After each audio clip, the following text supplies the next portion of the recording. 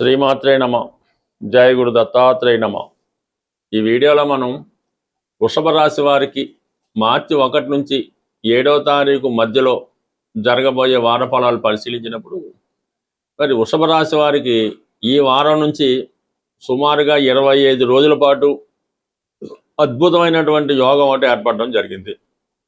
రాష్ట్రాధిపతి శుక్రుడు షష్టాధిపతిగా లాభస్థాన సంచారం అది శని భగవానుడితో కలిసి మార్చి 1 నుంచి 25వ తారీఖు వరకు సంచరించడం జరుగుతుంది. ఈ సమయంలో వృషభ రాశి వారు ఎటువంటి కార్యక్రమం చేపట్టినా అది సంపూర్ణంగా సక్సెస్ అవ్వడం జరుగుతూ ఉంటుంది.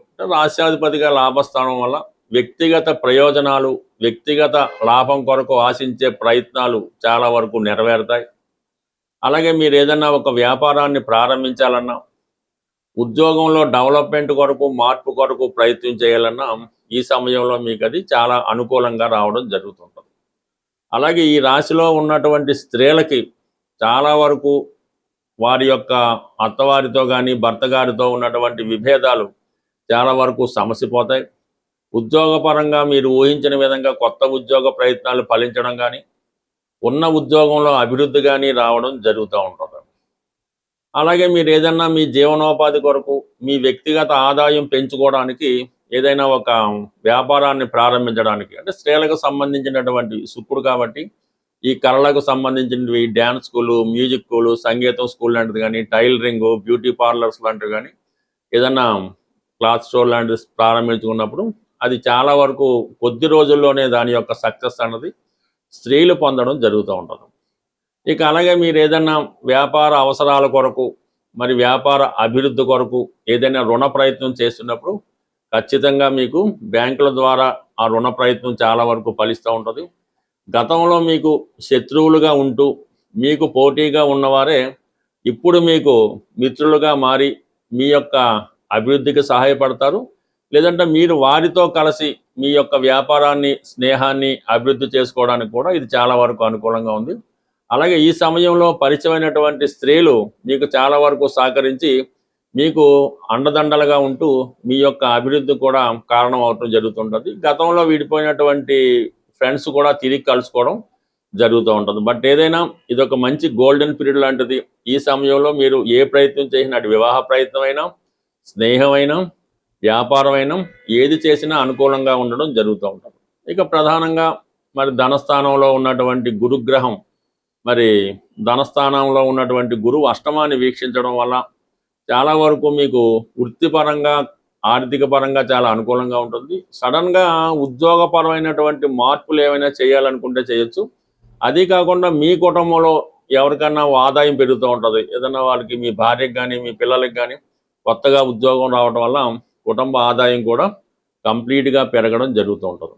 ఇంకా ప్రధానంగా దశమ స్థానంలో ఉన్నటువంటి 4 గ్రహాల్లో రాష్ట్రాధిపతిగా ఉన్నటువంటి శుక్రుడు లాభస్థానంలోకి రావడం జరిగింది. ఇక ధనాధిపతిగా ఉన్నటువంటి బుధుడు పంచమాధిపతిగా దశమ స్థానంలో ఉన్నప్పుడు అదనపు ఆదాయం కొరకు చేసే ప్రయత్నాలు ఫలిస్తాయి. ఉద్యోగం మారడానికి కూడా ఈ అనుకూలత ఏర్పడుతూ ఉంటుంది. సాధారణంగా బుధుడు ఏంటంటే 2 రకాలుగా ఆదాయాన్ని ఇస్తూ ఉంటాడు. ఆల్రెడీ చేస్తున్నటువంటి ఉద్యోగం, వ్యాపారంతో పాటు పార్ట్ టైంగా ఏమైనా మీరు చేసుకోవాలనుకుంటే ఈ సమయంలో ప్రయత్నం చేసుకోవచ్చు.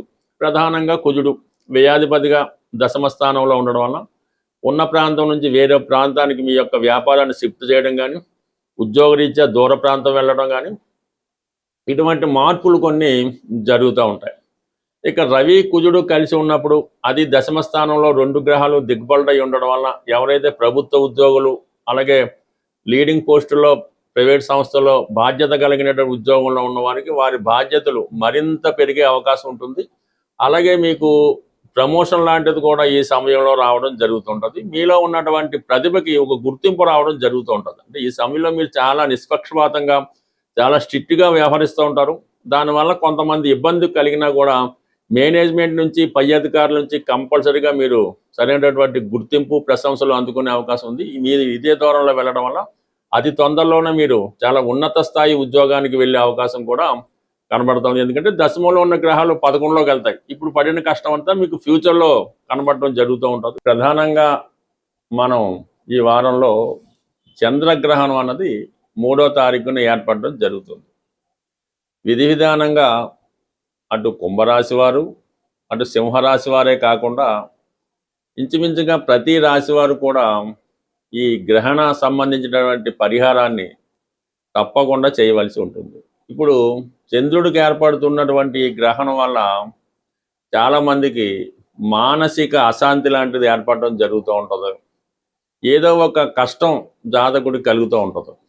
విద్యార్థులు ప్రధానంగా ఈ గ్రహణ నియమాన్ని పాటించి తగు విధంగా పరిహారం చేసుకుంటే విద్యలో బాగా రాణించి రాబోయే ఎగ్జామ్స్లో కంప్లీట్గా మీరు విజయం సాధించడానికి బాగుంటుంది. ఇటు వ్యాపారస్తులు కానీ ఉద్యోగస్తులు కానీ ఎవరైనా మీ యొక్క ఆచార ప్రకారం మీ యొక్క కుల గురువు కానీ మీ పంతులు గారు కానీ మీ ఆస్థాన పండితుడు కానీ అడిగి వారు చెప్పే విధంగా కంప్లీట్గా మీరు ఈ గ్రహణాన్ని విధి విధానంగా పాటించి తగు విధంగా దానం కూడా చేయవలసి ఉంటుంది. అది చంద్రగ్రహణం కాబట్టి ఈ బియ్యం డొనేట్ చేయడం వల్ల కలిగిపోతుంది. దాని తర్వాత కంప్లీట్గా మీరు శివుడికి ఆవుపాలతో అభిషేకం చేయించుకోవడం, వీలైతే కొంతమంది కన్నా భోజనం పెట్టించడం, అంటే అన్నదానం అది అనలేం కానీ ఒక 10 మంది అతిథులు పిలిపించి చక్కగా భోజనం పెట్టడం వల్ల ఈ గ్రహణం మీకు అనుకూలంగా మంచి ఫలితాన్ని ఇవ్వడం జరుగుతూ ఉంటుంది. ఇంకా ప్రధానంగా తల్లిగారి యొక్క ఆశీర్వాదం తీసుకున్నా కూడా ఈ గ్రహణ దోషం పోయి మీకు మంచి మనసు, మంచి ఆయుష్, మంచి జ్ఞానం వచ్చే అవకాశం ఉన్నది. సో దానివల్ల అది కంప్లీట్గా పాటించండి. తల్లిగారి యొక్క ఆశీస్సులు తీసుకోండి. తల్లిగారికి ఏదో ఒక బహుమతి ఇచ్చి వారి ఆశీస్సులు తీసుకుంటే ఇంకా బెటర్గా ఉంటుంది. సో దాంతోపాటుగా మన ప్రేక్షకులకి ఒక ముఖ్యమైనటువంటి విన్నపం ఏంటంటే, ప్రతి సంవత్సరం కూడా మా జ్యోతిష విజ్ఞాన కేంద్రం అనే ఒక ఫర్మ్ ద్వారా ఈ జ్యోతిష మహాసభలో నిర్వహించడం జరుగుతూ ఉంటుంది. సుమారుగా ఇది 10వ సంవత్సరం. ఈ నెల అంటే ఇంచుమించుగా ఈ మార్చి నెల 22వ తారీఖున ఆదివారం రోజు మన హైదరాబాద్లో ఈ సుందరయ్య విజ్ఞాన కేంద్రంలో ఈ జ్యోతిష సభ ఒకటి ఏర్పాటు చేయడం జరిగింది. దాంట్లో ప్రముఖుల్ని ఆహ్వానించి ఈ జ్యోతిషానికి ఉపయోగపడే, అంటే మీకు ఎవరైతే జ్యోతిష విద్యార్థులు ఉంటారో, జ్యోతిష్కులు ఉంటారో వారికి ఉపయోగపడే కొన్ని విషయాలు చర్చించడం జరుగుతుంటుంది. మీలో ఎవరికైనా ఈ జ్యోతిష సభలో పాల్గొని మీకు వచ్చిన విధంగా సభలో ప్రసంగించాలనుకున్నా, సభలో పాల్గొవాలన్నా మమ్మల్ని సంప్రదించవచ్చు. దీనికి ఏ విధమైనటువంటి ఫీజు ఉండదు. మరి సభలో పాల్గొన్న వారికి అన్ని సౌకర్యాలు, అంటే భోజన సౌకర్యాలన్నీ కూడా ఉచితంగానే ఏర్పాటు చేయడం జరుగుతుంది. ఎటువంటి ప్రవేశ రుసుము ఉండదు. కాబట్టి ఎవరైనా మా మీద అభిమానం ఉన్నవాళ్ళు, కొత్త విషయాలను తెలుసుకుందాం అనుకునే వాళ్ళు ఈ నెల 22వ తారీఖు ఆదివారం రోజు జరగబోయే సభకు ముందుగా మీ యొక్క పేర్లు ఇచ్చి మమ్మల్ని ప్రోత్సహిస్తారని ఆశిస్తూ, అలాగే ప్రధానంగా ఈ వారం నుంచి శుక్రుడు ఉచ్చస్థితిలోకి వచ్చి మరి కొన్ని రాశుల వారికి మాలవ్య మహాపురుష యోగం అనే యోగం ఏర్పడింది. శుక్రుడు బలంగా ఉన్నప్పుడు మరి లక్ష్మీదేవిని ఆరాధించడం వల్ల, పూజించడం వల్ల మనకి తొందరగా అమ్మవారి ఫలితం ఇవ్వడం జరుగుతూ ఉంటుంది. అందువల్ల ఏంటంటే ఈ సమయంలో మీరు ఈ రాబోయే ఈ మార్చి 1వ తారీఖు నుంచి 25వ తారీఖు మధ్యలో కనీసం ఒక 18 రోజులు పెట్టుకొని ప్రతిరోజు కూడా విధి విధానంగా లక్ష్మీ అమ్మవారిని, అంటే మీరు ఏ రూపంలో అమ్మవారిని ప్రసన్నం చేసుకున్నా పూజించినా పర్వాలేదు, కలవ పువ్వులతో అమ్మవారిని ఏదో ఒక శుక్రవారం రోజు కానీ మంగళవారం కానీ ఏ రోజైనా కలవ పువ్వులతో అమ్మవారిని అలంకరించి వీలైతే ఈ ప్రతిరోజు కూడా, అంటే ఈ శుక్రుడు ఉచ్చలో ఉన్న రోజులు కూడా శ్రీ సూక్తం కానీ, లక్ష్మీ స్తోత్రం కానీ, కనకదార స్తోత్రం కానీ పారాయణ చేస్తూ కంప్లీట్గా మీరు ఈ విధానం పాటించడం వల్ల, అలాగే ఏదైనా అమ్మవారి ఆలయంలో అమ్మవారి కలవ పువ్వులతో అర్చన చేయడం, దానివల్ల ఏంటంటే మీకు అమ్మవారు తొందరగా అనుగ్రహించడం జరుగుతూ ఉంటుంది. సాధారణంగా మీకు ఈ దేవతలు ఫోటోలు అవి చూసినప్పుడు కొంతమంది చేతిలో ఈ కలవ పువ్వు ఉండడం జరుగుతూ ఉంటుంది. సూర్య భగవానికి ఉంటుంది, లక్ష్మీ అమ్మవారికి ఎలా ఉంటుంది, కొంతమందికి అది సింబాలిక్గా పెడుతుంటారు. ఎవరి చేతిలో ఈ కలవ పువ్వు ఉన్నట్టు ఆ చిత్రపటం లేదంటే ఆ దేవతామూర్తి ఉంటుందో వారు మీకు ధనాన్ని ఇవ్వడానికి రెడీగా ఉంటారన్నమాట. అందుకే ఆ సింబల్ అక్కడ పెట్టడం జరుగుతూ ఉంటుంది. అందువల్ల ఏంటంటే మీరు కలవ పువ్వులతో అమ్మవారిని పూజించడం వల్ల, తేనె నైవేద్యంగా పెట్టడం వల్ల, ఈ ప్రసాదం అది అమ్మవారి పెట్టినప్పుడు వెండి పాత్రల్లో పెట్టవలసి ఉంటుంది. ఎక్కువ మంది ఏంటంటే స్టీలు పాత్రల్లో పెట్టడం అన్నటువంటిది అది చాలా పొరపాటు. తెలియచేయడం వల్ల తప్పు లేదు, కానీ ఎట్టి పరిస్థితుల్లో కూడా దైవ ఆరాధనకి ఇనప సంబంధించింది, స్టీలు సంబంధించింది ఎట్టి పరిస్థితుల్లో కూడా వాడకుండా ఉంటేనే మంచిది.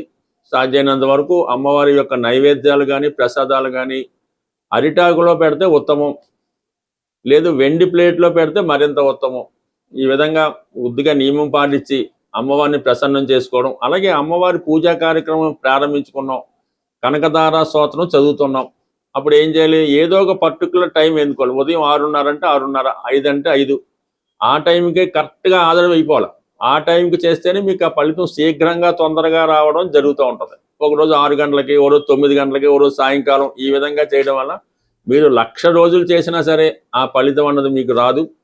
ప్రధానంగా మీరు అమ్మవారికి సంబంధించినటువంటి ఏ స్తోత్రం పారాయణ చేసినా ముందుగా అది చక్కగా విని దాని తాలూకా అర్థం పూర్తిగా తెలుసుకొని అది చదవడం వల్ల, పారాయణ చేయడం వల్ల ఆ ఫలితం మీకు తొందరగా వస్తుంది. అది మీకు తెలిసిపోతూ ఉంటుంది. మీరు ఒక్కొక్క వాడు చదువుతుంటే ఆ స్తోత్రం పూర్తయ్యే లోపల అది మీకు ఎటువంటి అనుభవం ఇస్తున్నది మీరు ప్రత్యక్షంగా దాన్ని అనుభవించడం జరుగుతూ ఉంటుంది. ఎప్పుడది దాని యొక్క పూర్తి అర్థం తెలిసినప్పుడు అది మనకుగా భావించి మీకు తెలుస్తూ ఉంటుంది.